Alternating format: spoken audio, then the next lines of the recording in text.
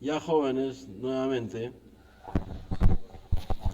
eh, otro problema, una muestra de roca pesa 1.8 kilogramos en seco, pesa 2.50 kilogramos cuando está saturada de agua y pesa 1.08 kilogramos en una balanza hidrostática. Dice, se desea conocer la densidad aparente, la densidad real y la porosidad, sabiendo que todos los poros son accesibles, ¿no? Sabiendo que todos los poros son accesibles. Entonces, diremos, la masa de la roca, ¿cuánto pesa? 1.8 kilogramos. Entonces, siempre cuando hablamos de la roca seca, peso seco, se refiere a eso, ¿no? A la masa de la roca nada más, que se supone que es en seco, pues, ¿no? Dice, pesa 2.5 kilogramos cuando está saturada de agua. Entonces, cuando está saturada de agua, ¿qué pasa? Que los huecos accesibles están llenos de agua, ¿no? Entonces, la masa de la roca más la masa de los huecos accesibles, que es el, los huecos accesibles por la densidad del agua. ¿En qué nos convendría trabajar la densidad del agua? Kilogramos por decímetro cúbico, ¿no? Un kilogramo por decímetro cúbico. Muy bien. Eso es igual, dice, a 2.5 kilogramos. De ahí podemos hallar H sub A. Entonces H sub A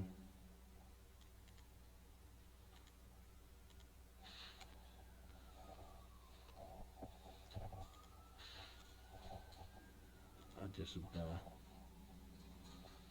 es igual a 2.5 menos 1.8, ¿no? Entre 1, ¿no? Entre 1 kilo por decímetro cúbico. O sea, ¿cuánto sería? 2.5 menos 1.8, 0.7. ¿Qué? Decímetros cúbicos, exactamente. Ya está. Dice, y pesa 1.08 kilogramos en la balanza hidrostática. Vayamos a la balanza hidrostática. En la balanza hidrostática tenemos esta ecuación, ¿no? La masa de la roca menos la masa del empuje, ¿no? Del volumen desalojado. Si lo introducimos en la balanza hidrostática, la roca sufre un empuje, ¿no? Y ese empuje es igual al peso, ¿no? Del volumen desalojado. El volumen que desaloja la roca sería B menos H sub A, ¿no?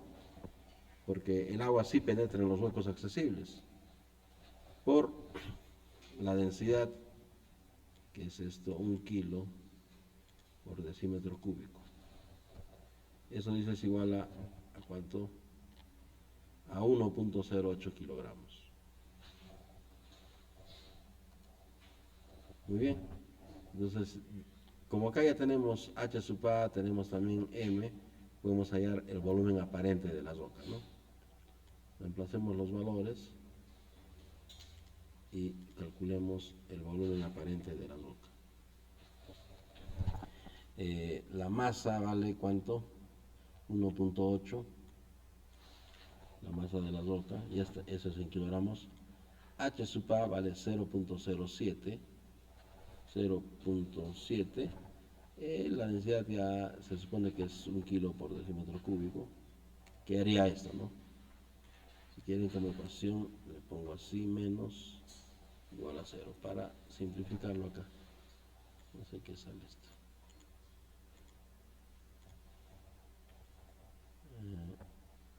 Ahí está ejecutándose, debe estar acá abajo. Ahí esto es.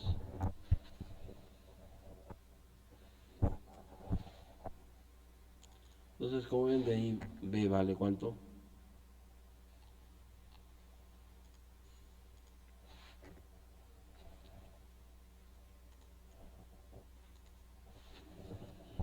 B vale entonces 1.42, ¿no?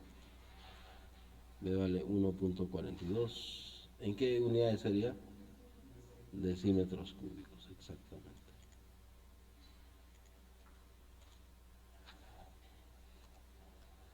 Muy bien, ya tengo el volumen aparente, dice. Se desea saber la densidad aparente, la densidad real y la porosidad sabiendo que todos los poros son accesibles. En otras palabras, ¿qué me están diciendo? Si todos los poros son accesibles, ¿qué me están diciendo? Claro, que los huecos inaccesibles, H sub I, es igual a 0. Ya tengo todo. Veamos las definiciones. Densidad aparente. Me piden la densidad aparente. La densidad aparente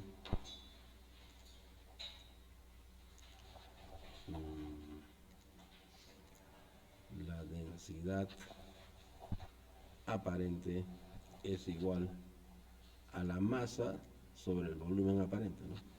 Masa sobre volumen aparente. Y eso es igual.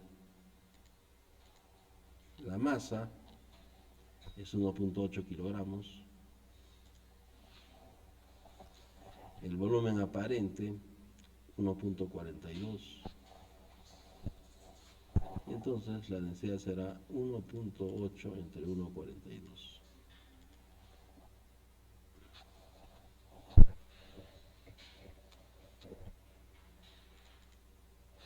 1.26.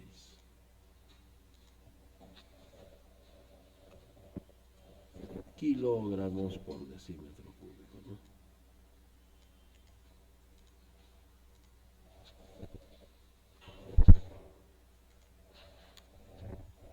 Eso sería.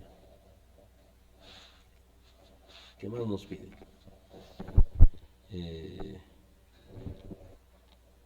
La densidad aparente, la densidad real.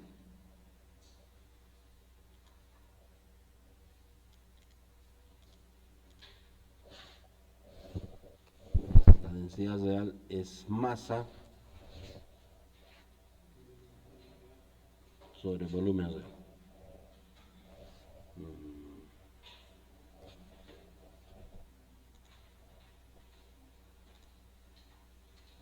Y si quieren, el volumen real es igual a que, ya lo voy a poner, no importa, BR. Veamos eso. Masa 1.8. Volumen real es volumen aparente menos H sub A menos H sub I.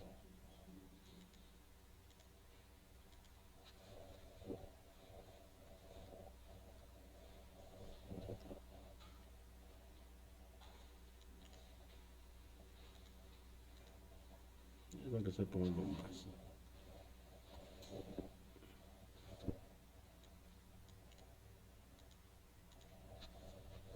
Ahora sí los reemplazamos valores. Este es 1.8. Volumen aparente 1.42. Huecos accesibles. 0.7. Huecos inaccesibles, por dato del problema 0, ¿no?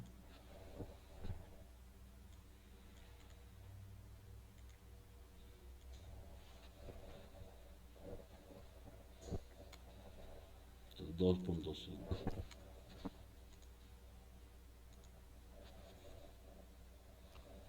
Entonces la densidad real 2.5 kilogramos por decímetro cúbico. ¿Qué más nos piden? La porosidad, ¿no? ¿Cómo se define la porosidad?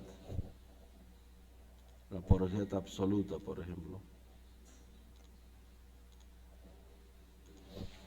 Porosidad absoluta es igual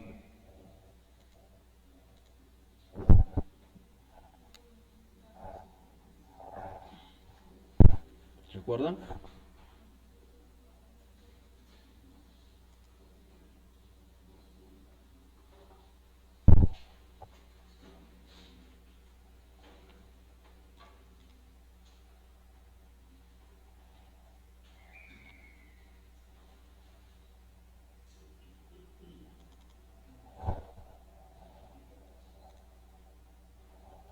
porosidad absoluta, ¿no? El volumen de huecos sobre el volumen aparente, ¿no? El volumen de huecos sobre el volumen aparente.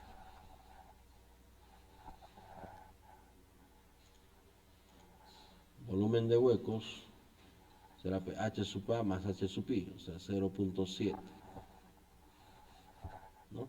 Porque H sub I es 0, entre el volumen aparente, que es 1.42. Esa es la porosidad.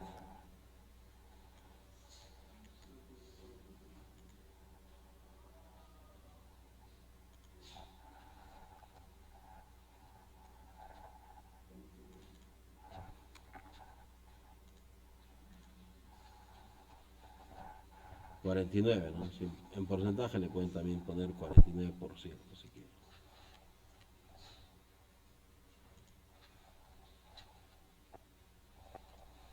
$49. ¿Qué quiere decir? De que los huecos ocupan el 49% del volumen total de la roca, ¿no? Del volumen total de la roca. La porosidad relativa también es solo H sub A, ¿no? Sería lo mismo en este caso porque el H sub I es 0, ¿no? ¿Entiendes? Ya basta, creo.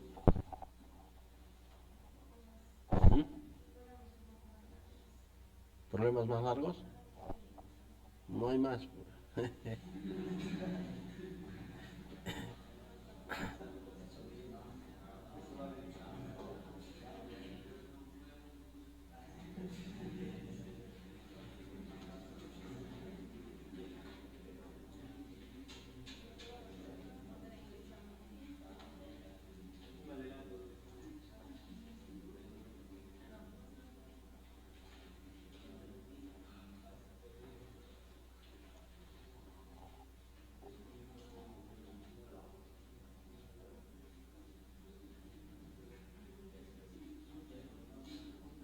Ahora sí, esto. Ya otro tipo de problemas. Una prensa está compuesta por un marco metálico cerrado, constituido por dos cabezales unidos por tirantes laterales. En el interior del marco se dispone de un gato hidráulico con un pistón de 12 centímetros de diámetro. El manómetro de la máquina marca 75 kilogramos por centímetro cuadrado en el momento que se rompe una probeta de 5 por 5 por 5 centímetros. Es un cubito de 5 por 5 por 5. De estos datos se deduce la carga de rotura de la probeta. Posteriormente se averigua que el pistón tenía un diámetro de 12.15 centímetros en vez de los 12 centímetros indicados. Se quiere saber qué error se ha cometido al determinar la resistencia de la probeta, ¿no? Entonces, imagínense, acá he dibujado, me he imaginado cómo es una prensa hidráulica, ¿no? Imagínense la prensa, me imagino que tiene un pistón que es movible, ¿no? Imagínense que en la parte superior hay un líquido y de que por algún mecanismo mecánico, por una palanca, algo, nosotros le podemos dar presión a ese líquido, ¿no? Le podemos dar presión a ese líquido. Colocamos, aquí está la roca de 5 por 5 por 5, es un cubito, colocamos ahí y comenzamos a darle presión, pues, ¿no? Entonces, esa presión de líquido se distribuye en todo, aquí está el pistón, ¿no? En la parte del pistón que entra líquido, estaría por todo lado, ¿no? Por acá horizontalmente también, ¿no? Por acá verticalmente. Solo que horizontalmente se anula, pues, ¿no? La presión por acá se anula con esta presión de acá, ¿no? Que es la misma, se supone. La presión en el líquido se transmite en todos los puntos con la misma intensidad, ¿no? Y ahora esa presión se conecta, pues, este líquido, se supone que este líquido pasa, pues, al manómetro, ¿no? El manómetro tiene una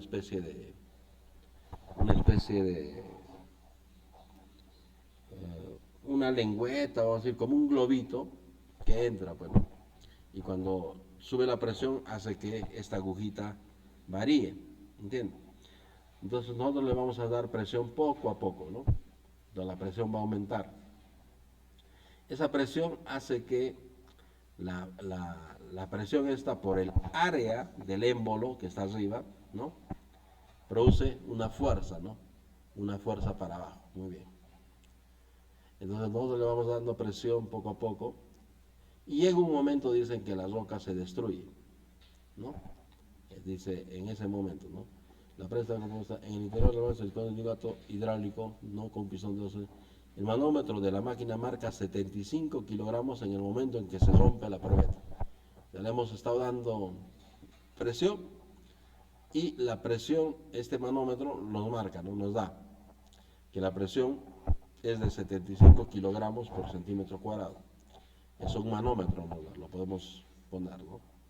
En ese momento dice se rompe la roca. Entonces, la fuerza, como les digo, trabajando con las especificaciones técnicas de la máquina, o sea, en el manualcito, nos dice de que el émbolo de la, ¿no? El pistón, ese tiene un diámetro de 12 centímetros. La fuerza que le aplique el líquido al pistón es de este, ¿no? P, la presión por el área, ¿no? Si el diámetro es de 12 centímetros, el diámetro del pistón, entonces la fuerza será 75 kilogramos fuerza por centímetro cuadrado por el área, ¿no? El área de ese émbolo, que es pi por diámetro al cuadrado sobre 4. Reemplazando el diámetro con 12, sería 8.482.3 kilogramos. Esa sería la fuerza, ¿no? La fuerza que está aplicada. Ahora, esa fuerza se transmite a la roca, pues, ¿no? Se transmite a la roca. Noten que la roca tiene un área de 5 por 5, ¿no? El área de la sección transversal de la roca es de 5 por 5, es un cubito. Haciendo el corte, el pistón le aplasta, lo aplasta, ¿no? Así. Y le está transmitiendo, esa fuerza se transmite a esta área, ¿no? Esta fuerza de 8.400 se transmite al área de la roca, al área de la sección transversal de la roca, que es de 5 por 5, o sea, 25 centímetros cuadrados. En ese momento en que la roca se rompe, esto hemos hablado, ¿no? Cuando hemos hablado de la teoría, en el momento en que se rompe la roca, ese esfuerzo, que sería la fuerza sobre el área, o sea, 8.482 sobre 25 centímetros cuadrados, es 339. Esa sería la resistencia de la roca, ¿no?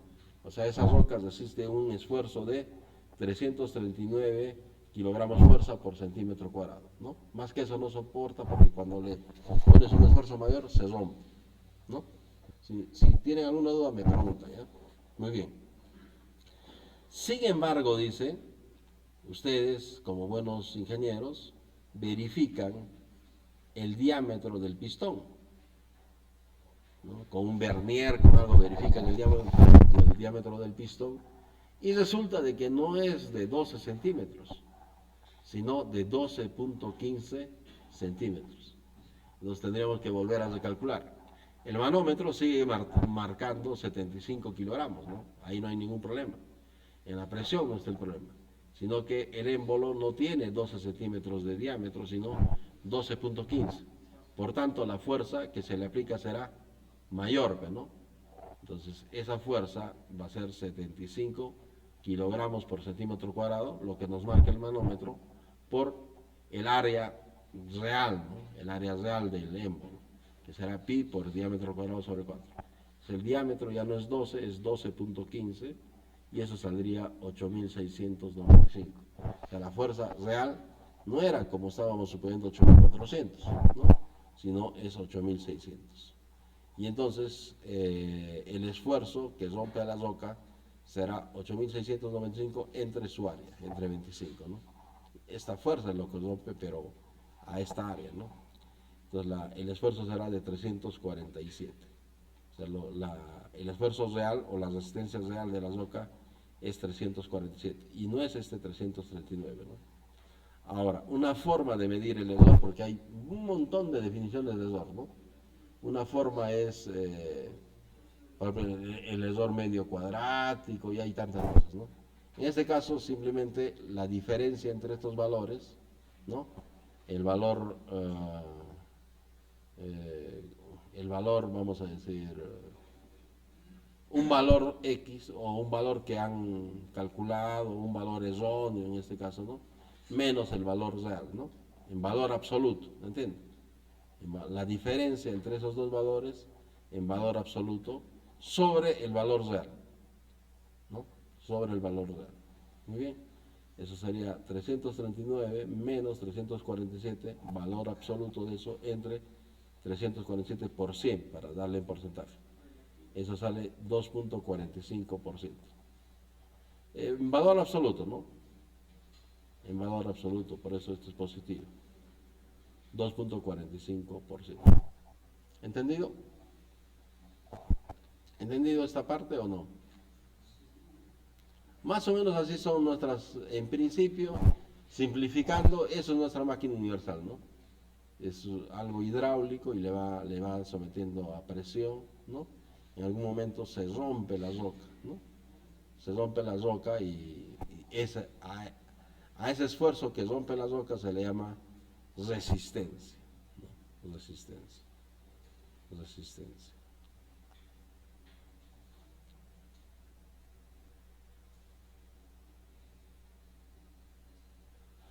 Listo, otro problemita, a ver.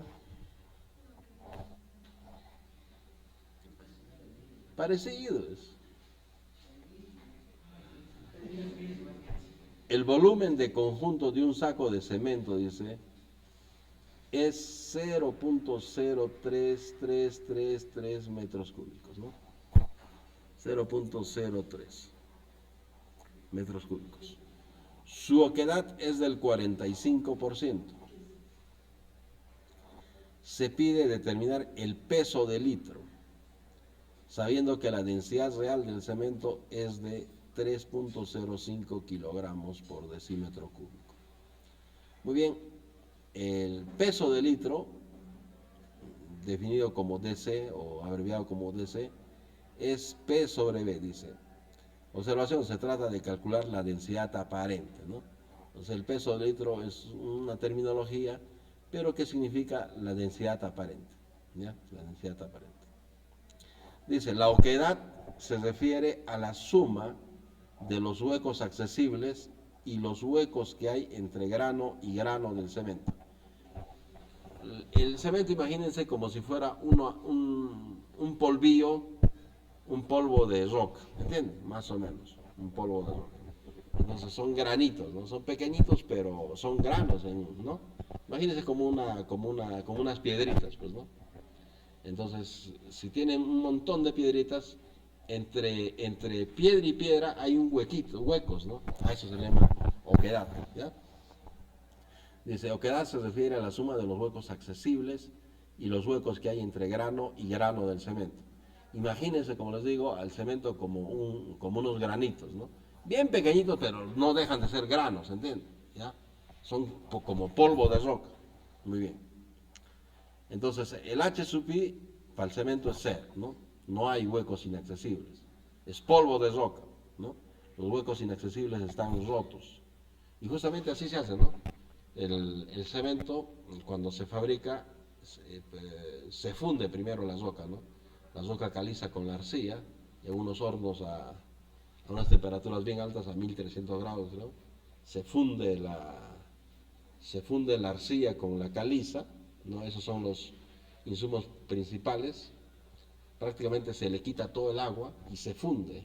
Esos dos materiales, la caliza y la arcilla, se funden en uno solo y forman lo que se llama escoria, ¿no? Clinker se llama específicamente en el cemento, ¿ya? Unas bolas así de roca, ese es el clinker. Para que sea cemento, lo que hacemos es luego, hace clinker, pulverizarlo, ¿no?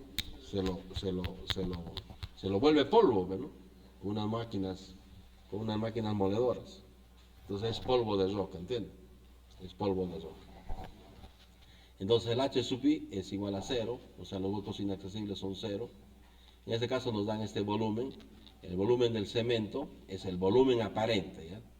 Ese volumen aparente dice de 0.0333 metros cúbicos. La oquedad es el 45%. Esa oquedad es el 45% se refiere a los huecos, ¿no? A los huecos accesibles y a los huecos que hay entre grano y grano, a los huecos en total. Eso es el 45%, se refiere al 45% de B, del volumen aparente del cemento, ¿no? 0.45 por B, 0.45 por 0.03, ¿no? O sea, 0.014 metros cúbicos. El volumen real será el volumen aparente menos los huecos, pues, ¿no? Entonces 0.03 menos 0.014 sale 0.018 metros cúbicos. La densidad real es la masa sobre el volumen real, ¿no? De donde podemos tener la masa. Masa será la densidad real por el volumen real. Nos dan la densidad real, ¿no? Que es de 3.05 kilogramos por decímetro cúbico. Esa es densidad real, sin los huecos, ¿no? Entonces, la masa será por la densidad real por el volumen real. Estoy convirtiendo 3.05 kilos por decímetro cúbico a kilos por metro cúbico, ¿no? Sería 3.050 kilos por metro cúbico por 0.018, ¿no? Que es el volumen real. Entonces la masa, la densidad o la masa del cemento será 55.91 para esa bolsa de cemento, ¿no? Para ese cemento, 55 kilos. Y entonces la densidad aparente es masa sobre volumen aparente, pues, ¿no? 55 entre 0.03 sería 1677, ¿no? Kilos por metro cúbico. Listo. Y para terminar, aquí hay otro problema. Dos problemas más, creo. Hallar la resistencia, dice, a compresión de una roca si una probeta paralepipédica de ella, de caras opuestas, 7.07 por 7.07 y 7.02 por 7.12 centímetros, rompe bajo una carga de 16.030 kilogramos. Entonces la carga que rompe a esa roca es de 16.030 kilogramos, ¿no? Necesitamos calcular el área promedio, el área de la sección transversal promedio.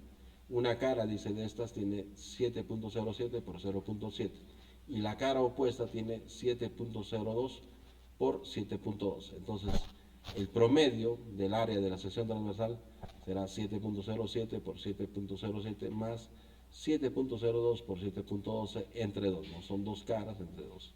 Entonces el área en promedio será 49.98. La resistencia es la carga que rompe entre el área promedio. Entonces la resistencia será 16.030 entre 49, 320, ¿no? 320 kilogramos por centímetro cuadrado. Entonces esa sería la resistencia a la compresión. Y para terminar, hagamos esto. Dice, determinar la resistencia a tracción de una roca si una probeta de sección transversal de 12 por 24 centímetros, trabajando como viga, con separación entre apoyos de 50 centímetros, rompe bajo una carga de 2.765, ¿no? Entonces miren, para calcular la resistencia a la tracción, ya le hemos dicho, no podemos hacerlo con la máquina universal, porque no podríamos, ¿no? Las garras no podrían agarrar a la probeta de roca o de concreto incluso, ¿no? Entonces lo que se hace es moldear, como en este caso, una viga que tiene un largo de 50 centímetros y la sección transversal, ¿no? Es de una forma rectangular, tiene 12 centímetros de base y 24 de altura, ¿no? Este es 24, por si acaso, 24. Entonces, ahí está la viga, entre apoyos, dice, hay 50 centímetros, a la mitad de la viga se lo carga, pues, ¿no? Con una fuerza. Pero esto es poco a poco, ¿no? Primero no tiene carga, luego se le va incrementando, ¿no? Poco a poquito la carga, de uno en uno, por ejemplo, vamos a decir, suponiendo, ¿no? O de 5 en 5, como que es múltiplo de 5, vamos a suponer que es de primero 5 kilos, no se rompe, la viga sigue firme, luego 10 kilos y así, ¿no? 15, 2000, 2760, sigue todavía la viga, probablemente se está flexionando, se está acombando, ¿entienden? No se está deformando, aunque de repente no puedan percibirlo, pero la viga sí se acomba, ¿ya? Se flexiona. Entonces le ponen, está en 2760 y todavía la viga está ahí, ¿no? Todavía soporta la carga. Pero le agregan 5 kilos más y ¡frum! La viga falla, se rompe. Y se rompe por abajo, ¿no? Habíamos visto en la parte teórica, si se acuerdan, ¿no? Cuando sometemos a la carga, la viga se flexiona, ¿no? Las fibras, este es el eje neutro, en la parte media más o menos de la viga, este plano, ¿no? La parte de arriba se comprime, o sea, las longitudes de las fibras se achican, en cambio esta fibra de abajo se tracciona. En esta parte de donde está la tracción, como la roca no soporta muy bien los esfuerzos de tracción, y hemos visto por qué, ¿no? Porque los huecos comienzan a agrandarse, se quiebra, pero en ese momento ¡fum! Falla la viga. Muy bien. Entonces sufre esfuerzos de tracción y compresión al mismo tiempo. Eso se llama flexión. Entonces la viga se flexiona y cuando la carga llega a 2765 la viga falla, se rompe, ¿no? Entonces, para calcular el esfuerzo a tracción del concreto o de las rocas, se hace este montaje, ¿no? Y el esfuerzo, el módulo de rotura se llama, es igual al momento flector máximo, ¿no? Que ocurre en la viga, por Y, que es la distancia del eje neutro. O sea, si esto es una sección rectangular, el eje neutro pasa de esta base a 12 centímetros, ¿no? A la mitad de la altura. Esto es 24, entonces a 12. Entonces la Y mide la distancia, ¿no? Esta distancia. Desde el eje neutro medimos a cualquier punto de la viga, o bien para arriba o bien para abajo, eso es Y, ¿no? Y positivo y Y negativo, muy bien. Entonces desde el eje neutro medimos. Queremos el máximo, el Y máximo será pues a la fibra extrema, ¿no? O bien para abajo o bien para arriba, ¿entienden? Muy bien. Entonces la escuadrilla es esta, la fórmula de escuadrilla es el esfuerzo o el módulo de rotura es igual al momento flector por Y entre la inercia o el momento de inercia de la sección transversal. Muy bien, el momento máximo, si esto es una viga simplemente apoyada, ¿no? El momento máximo es, la reacción acá, ¿cuánto sería? 2765 entre 2, ¿no? Para arriba, entre 2. O sea, 2765 entre 2 por la distancia, ¿no? Que es por 25. Entonces, ese sería el momento máximo, este momento, 34.562.5 kilogramos fuerza por centímetro. Muy bien. La distancia Y, como les digo, es 24 entre 2, el máximo. 24 entre 2, 12. Y el momento de inercia o la inercia de la sección transversal es la base por la altura al cubo entre 2. Entonces la base de este rectángulo es 12, la altura es 24. Será 12 por h al cubo, o sea, por 24 al cubo entre 2. Sale 13.824 centímetros a la cuarta, ¿ya? Centímetros a la cuarta. Entonces el módulo de rotura es el momento flector por Y entre la inercia, ¿no? O sea, 34.562 por 12 entre 13.824. Si hacen ustedes, por ejemplo, kilogramos fuerza por centímetro sería kilogramos fuerza por centímetro al cuadrado. Entre centímetro al cuadrado saldrá kilogramos fuerza por centímetro al cuadrado. O sea, ¿cuánto es el módulo de rotura? 30, ¿no? 30.02 kilogramos fuerza por centímetro cuadrado. O sea, el módulo de rotura o esfuerzo a la tracción de la roca esta, 30, ¿no? Y si comparan ustedes con otra roca que hemos calculado hace poco, este es el esfuerzo a compresión, la resistencia a la compresión, ¿no? ¿Cuánto sale? 320. Miren cuánto soporta, ¿no? La roca a la compresión soporta 320 kilogramos fuerza por centímetro. Probablemente esta misma roca soporta a la tracción solo 30, ¿se dan cuenta? O sea, 30 kilos por centímetro cuadrado. Más de 30 ya se rompe la roca, ¿no? A tracción. Entonces, ahí nos quedaríamos